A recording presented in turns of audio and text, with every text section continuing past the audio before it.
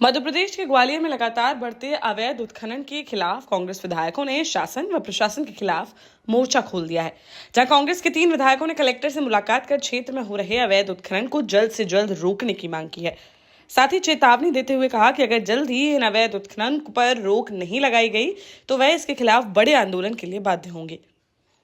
दरअसल ग्वालियर में कांग्रेस के 3 विधायक साहब सिंह गुर्जर, सतीश सिकरवार व सुरेश राजे ने कलेक्टर रुचिका चौहान से मुलाकात की, जहां उन्होंने एक पत्र देते हुए बताया कि बीजेपी नेताओं के संरक्षण में अवैध उत्खनन चल रहा है, जिससे शासन को राजस्व की हानि होने के साथ ही लोगों की जिंदगी भी दांव पर लगी हुई है।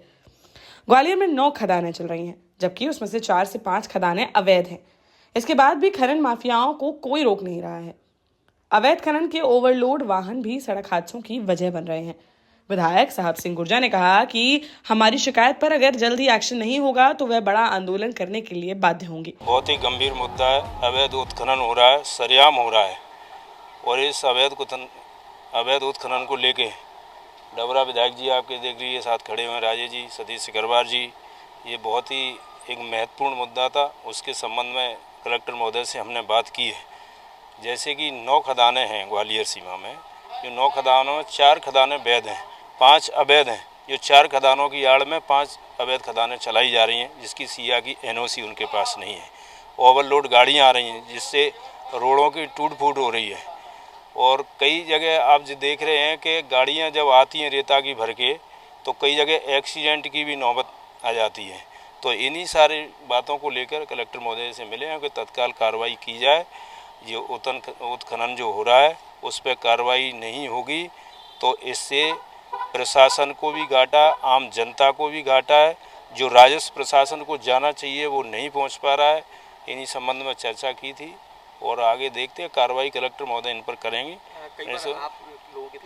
बिल्कुल निश्चित तौर पर यदि प्रशासन ने इस पर कोई एक्शन नहीं लिया, कार्रवाई नहीं हुई, तो हम जनता के लोग हैं और जनता के हित में हमें धरना प्रदर्शन करने का पूरा अधिकार है। हम धरना प्रदर्शन करेंगे।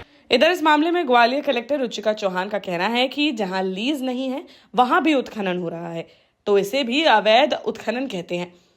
साथ ही उन्होंने कहा कि स्टीम माइनिंग पूरी तरह से प्रतिबंधित है, जिसे हम किसी भी कीमत पर चलने नहीं देते हैं।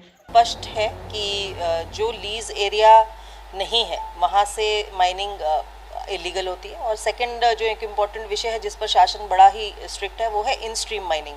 वो पूर्ण रूप से प्रतिबंधित है, चाहे वो हमारे माननीय एनजीटी का मैटर हो या शासन का हो। बड़े स्पष्ट निर्देश है। इन स्ट्रीम माइनिंग को हम किसी भी प्रकार से अपने ज़िले में नहीं चलने देना चाहते। और डबरा भितरवा जहाँ से हम लोगों को कुछ पॉइंट्स मिलते रहते हैं तो उस पर सतत हम लोगों की टीम कार्रवाई करती रहती है, वो कार्रवाई करती रहेगी।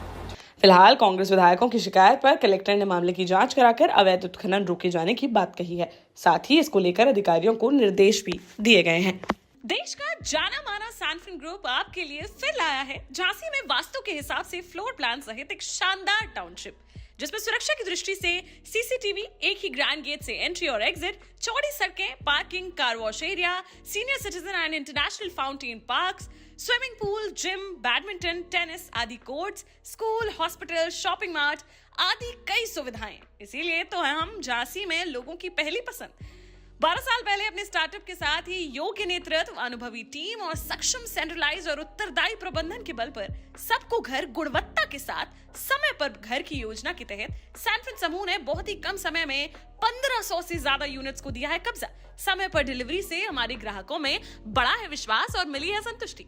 सैनफिन समूह ने बहुत कम समय में सैनफिन Ashok city, green homes residency, green homes city, सैनफिन Ashok valley, Delhi public school, सैनफिन शाखा, केन सैनफिन अस्पताल सहित कई अन्य परियोजनाओं के साथ नई झांसी के निर्माण में स्थापित किया है एक बड़ा मुकाम। तो आप भी आज ही आइए अपने परिवार के साथ और कीजिए अपने सपने साकार।